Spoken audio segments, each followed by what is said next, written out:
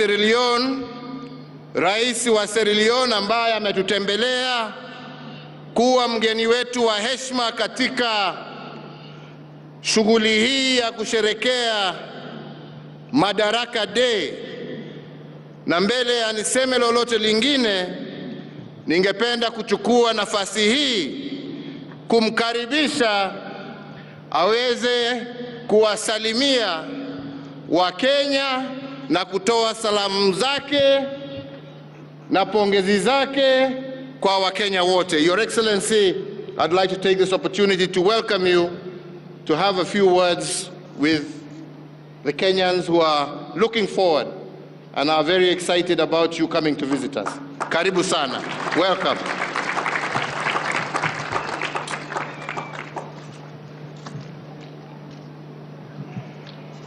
Shukrani sana, Your Excellency. Shukrani sana.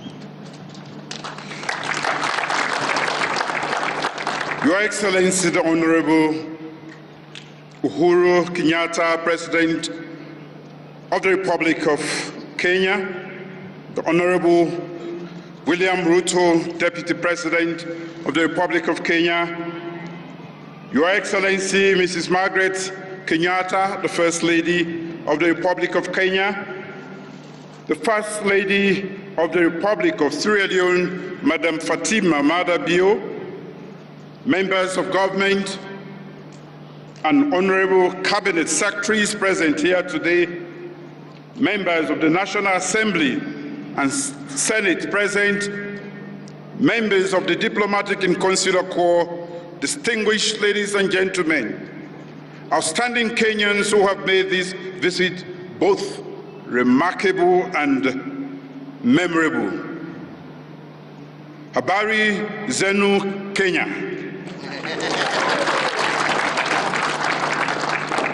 Habari za majana.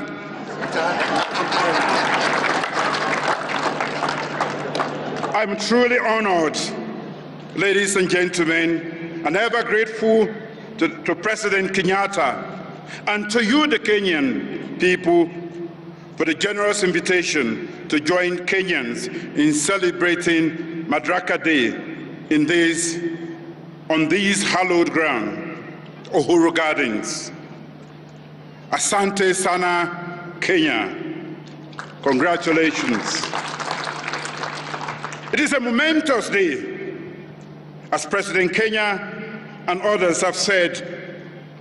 It is the day on which Kenyans asserted that through the dignity of independence and self-governance, they would work hard together to create a future of which generations unborn will be proud. In the spirit of nation building and Harambee, the new nation reflected the blood, the tears, and the sweat that had gone into that unrelenting national effort from ordinary citizens and their leaders. As Musalia Kenyatta of blessed memory reminded Kenyans, our children, and I quote, our children will learn about the heroes of the past, but our task is to make ourselves the architects of the future, end of quote. On this 59th Madaraka, I can confidently say that Kenyans have embraced that task and acquitted themselves very well. Congratulations, Kenya. Our path since independence for our nascent African nations of Kenya and Sierra Leone may have been different. In each of our ways, it has been arduous, maybe not what our forefathers imagined, and probably best left untold. But we can both celebrate in Kenya and in Sierra Leone that we have been through the crucibles. We have faced and mastered our fears and doubts. We have triumphed over adversity, and we have worked hard to build just, inclusive, peaceful nations on both sides of the great continent. But more importantly, The fraternal bonds between our two nations keep getting stronger. On Sunday, I joined the Kenya Defense Forces to celebrate the heroism of 4 Kenyans and the sacrifices of thousands of Kenyan soldiers who fought to restore peace and stability in Sierra Leone. If today we are the 4th most peaceful democracy in Africa, it is partly because of the sacrifice of Kenyans. Thank you, Kenya. When Ebola struck, Kenyan nurses and doctors were at hand to see us through that difficult moment. When we faced challenges for computing equipment for our first ever digital population census, President Kenyatta extended a hand of typical Kenyan generosity.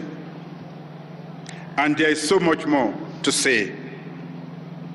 Our two nations have stood together in war, in peace, and in solidarity. We have pursued a collective agenda and continue to deepen cooperation at the bilateral and the multilateral levels.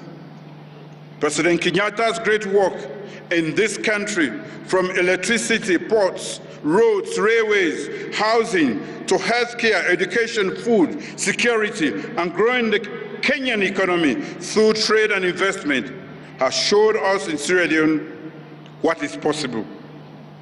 We are therefore also here to strengthen our ties with Kenya in areas of international cooperation, peace and security, wildlife and tourism, ICT and education, and trade and investment. In this spirit of interdependence, with a view to the mutual benefit of our two nations, let me close by reminding us of 2 proverbs, one Kikuyu from Kenya and one Mende from Sierra Leone. The first one is from Kenya. One log does not make a bridge. This reminds us that for safety and strength, and for reassurance that we will continue to traverse difficulties together, we must continue to work together and make our bonds even stronger. The second is from Sierra Leone. One tree does not make a forest. Guya Eula. That reminds us that only through interdependence and unity of purpose can we truly grow stronger and be more formidable as nations. On this 59th Madaraka, let me once say, Hongare sana, asante sana, and God bless the people and Republic of Kenya. Thank you. Thank you very much, brother. Thank you. Thank you. Good luck.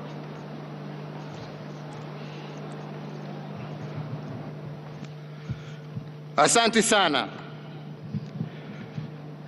Fellow Kenyans, today I'm delighted to return to these grounds of Uhuru Gardens to commemorate the 59th Madaraka Day, and indeed overjoyed because after 58 years of self-rule, this is the first time we are celebrating Madaraka Day at these hallowed grounds. Madaraka Day is significant in our history because it is on this day in June 1963 that our founding fathers of our nation replaced the outgoing colonial government and formed the first indigenous government of Kenya. And with this act, we achieved self-rule, or Madaraka, with Mzee Jomo Kenyatta as our first Prime Minister. However, self-rule was not the same thing as independence. With Madaraka, we had merely surmounted the first hurdle in our liberation struggle.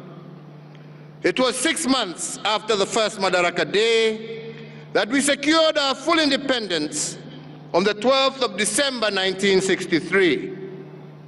On that day, the nation was summoned summoned to these grounds of Uhuru Gardens, and an elated people listened with tears in their eyes as for the first time, our national anthem was played, and then we cheered in boundless joy as our flag was hoisted and the flag of the British was lowered. This act of raising our national flag was not just an exercise in symbolism or a sheer sentimental exploit. It was a sign that we had achieved sovereignty as a nation, but fundamentally, it was a call to all of us to civic duty and responsibility to our people and nation. Once hoisted, our founding fathers reminded us that the flag was not just a cloth painted in designs of 4 colors.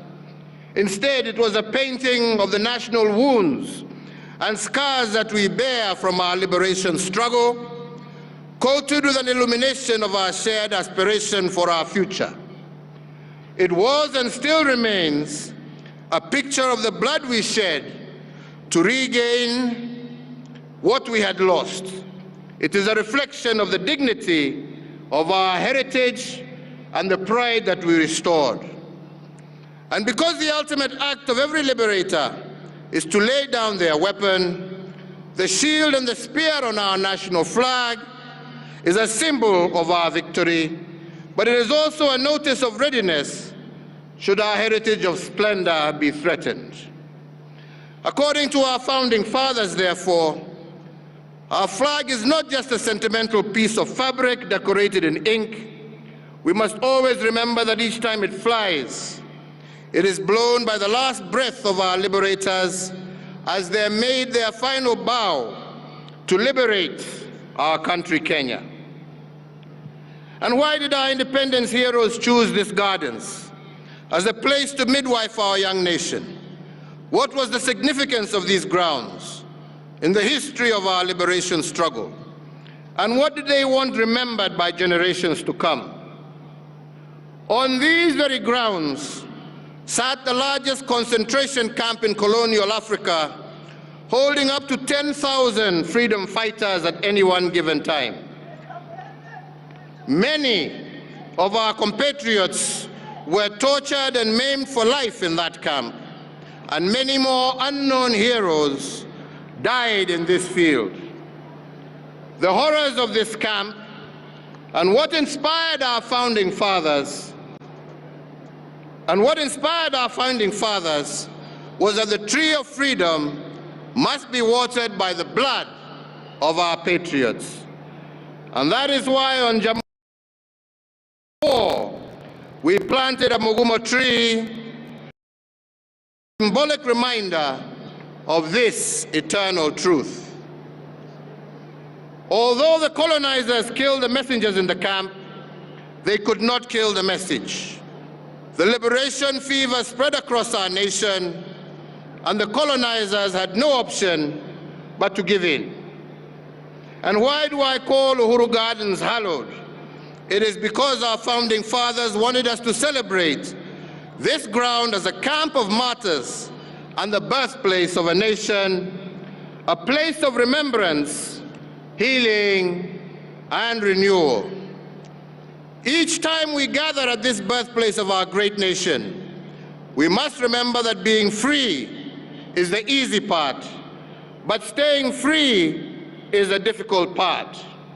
And although we are now fully free, we cannot continue to claim freedom casually.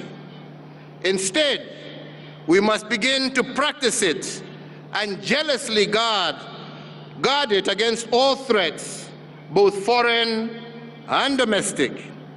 The practice of freedom comes with a price.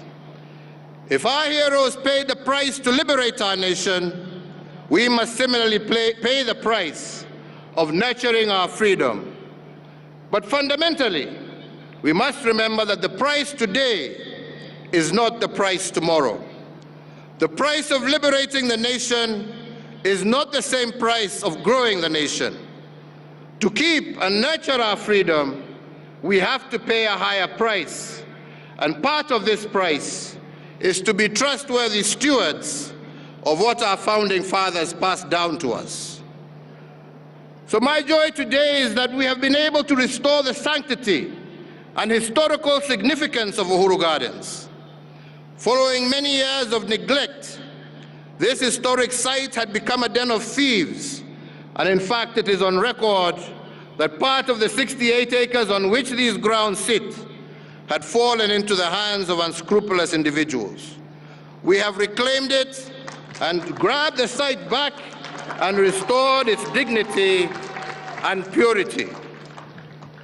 Yesterday, I had the distinct honor of inaugurating these grounds as a monument and a museum of remembrance and a place of unedited history. And we have done this because a progressive nation does not hide its history. It confronts it and endures to correct it so as to change the future. Each time we celebrate our liberation struggle, tradition demands that we ponder a series of questions. Fundamentally, we must ask how. How have we built on what was handed down to us? What account can we give of ourselves as the successors of the cause of our liberators? And can we honestly say that we have been faithful stewards worthy of their sacrifice? On the 9th of April 2013, I assumed office as the nation's 4th president. Today, 9 years and 2 months later to the day, in discharge of the mandate you bestowed upon me, my administration has built on the gains secured by the previous 3 administrations and strengthened our social fabric, making Kenya safer and healthier, fairer and just, a nation where justice is truly our shield and defender, reinforced our educational and technical excellence, integrated devolution as a way of life, and successfully led the nation through the worst global health crisis in a century, while also expanding economic opportunities for Kenyans. As Kenyans, we often dwell on what and how without asking ourselves why. And so I answer, why have we invested so heavily in infrastructure? Why has my administration extensively equipped and retooled our defense and security agencies and expanded the benefits enjoyed by the staff therein? Why has the government driven digitization in the delivery of public services while also fostering grassroots location and access at the same time? Why has my tenure in office seen so much emphasis on transformative programs, reforms in healthcare, education, agriculture, energy, titling of land, housing and social protection, affirmative action, commerce and industry, and the ease of doing business? We have done all of this because they are interrelated aspects of our national life that are tied together with a singular golden thread, areas of challenge that can become the engines that drive Kenya into a more just and prosperous future. Fellow Kenyans, national security and defense has been a priority area since 2013 because we cannot deliver on our national anthem's promise of plenty within our borders if these borders were porous and insecure. I therefore made security a top priority because I know that without a secure environment, no life can flourish and no enterprise can thrive. With the mandate that was given to me, we silenced the wave of terror attacks that had a stranglehold on our nation. And we achieved this by retooling our security organs and making them more capable to address the dynamic contemporary security challenges that Kenya faces. To all our security officers, because of your commitment to defend our nation and to squarely face new dangers, every citizen is able to participate in the social economic development of our nation. You have kept us free, you have preserved our way of life, and allowed us to enjoy the present as well as protect tomorrow, and we thank you for that service. In realizing equitable development through devolution, it was my distinct honor to be the president who received, fostered, and gave impetus to the devolved system of governance. Today, the results of our proactive and enthusiastic support are markedly visible, from Makueni to Mandera, from Busia to Bungoma, from Mombasa to Meru, from Lamu to Laikipia, and from Turkana to Tharaka-Nithi. We, with the mandate that you gave, have institutionalized devolution and forever changed the face of Kenya, buoyed by the 2.4 trillion Kenya shillings that we have transferred from the national government to the counties from 2013 to date. On the regional front, Kenya led the push to admit the Democratic Republic of Congo into the East African community. With this singular move, the East African Common Market grew by 90 million people, yielding a now expanded market of 300 million citizens and a consequent enhanced opportunities for our Kenyan enterprises. To exemplify this, I mentioned just one, Equity Bank, which is already breaking ground in DRC and is already the second largest bank in the Democratic Republic of the Congo.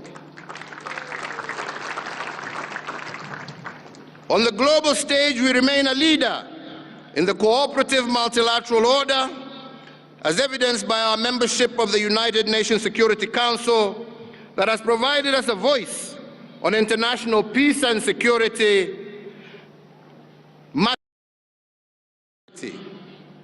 This has cemented our international stature and enhanced opportunities for Kenyans in the diaspora and within the international civil service.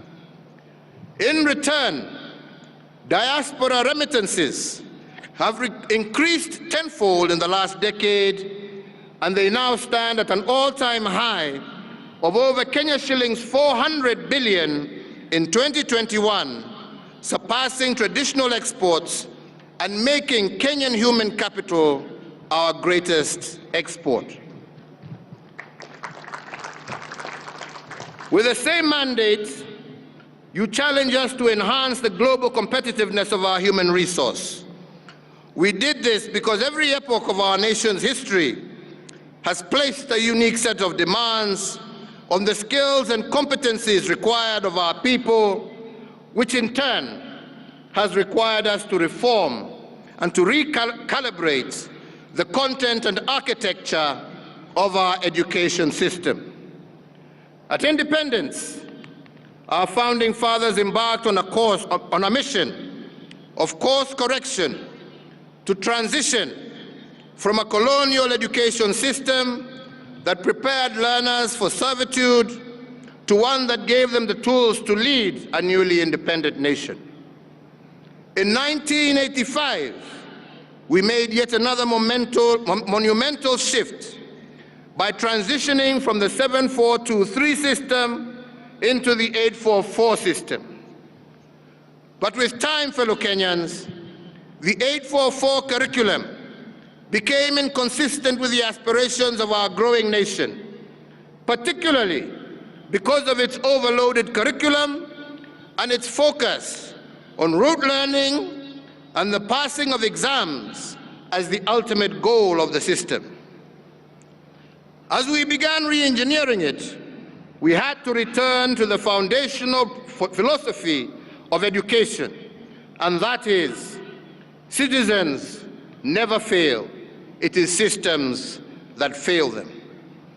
And if the systems are inconsistent with the aspirations of the people, then the systems must be changed. The challenge of the day calls us to imagine a system that creates responsible citizens as opposed to subjects, a system that celebrates creative potential of all our children, as opposed to one that leaves them with labels of failure if they do not pass exams. A system that brings about freedom to be creative and innovative as individuals. This is the promise of the competency-based curriculum, and that is why in December of 2022, the pioneer CBC class, now in 6th grade, will transition to junior secondary. And we believe, and given the manifest success achieved in such a short period of time, there is no turning back with respect to competency-based curriculum.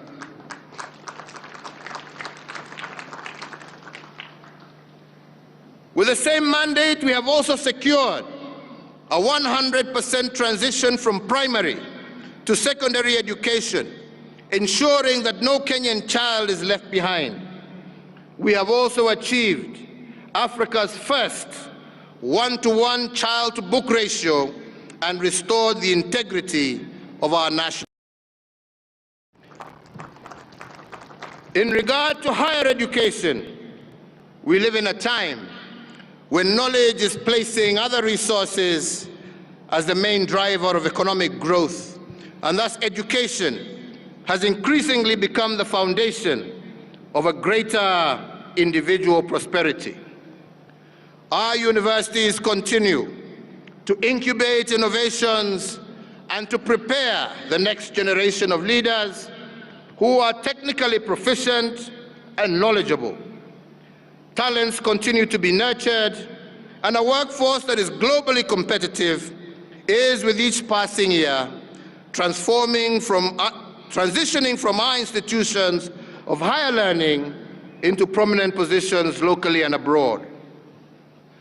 To ensure that even those that are not admitted to universities get an equal chance, we have transformed our technical and vocational education training. Where they stood only 52 institutions in 2013, today Kenya is home of 238 institutes, representing a 435% growth. With this transformation, every Kenyan child has a chance to make it.